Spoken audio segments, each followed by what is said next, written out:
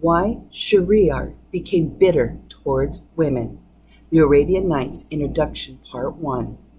In the chronicles of the ancient dynasty of the Sassanidae, who reigned for about 400 years, from Persia to the borders of China, beyond the great river Ganges itself, we read the praises of one of the kings of the race, who was said to be the best monarch of his time. His subjects loved him, and his neighbors feared him.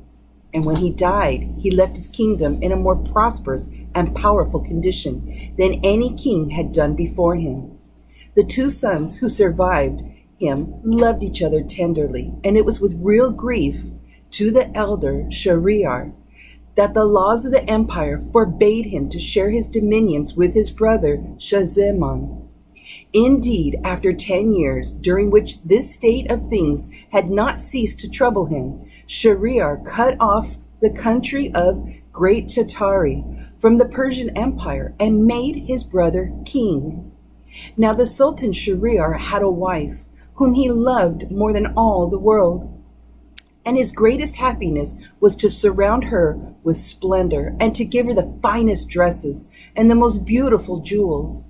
It was therefore with the deepest shame and sorrow that he accidentally discovered, after several years, that she had deceived him completely, and her whole conduct turned out to have been so bad that he felt himself obliged to carry out the law of the land and order the Grand Vizier to put her to death. The blow was so heavy that his mind almost gave way, and he declared that he was quite sure that at bottom all women were as wicked as the Sultana. If you could only find them out, and that the fewer the world contained, the better. So every evening he married a fresh wife. And the following morning had her strangled before the Grand Vizier, whose duty it was to provide these unhappy brides for the Sultan.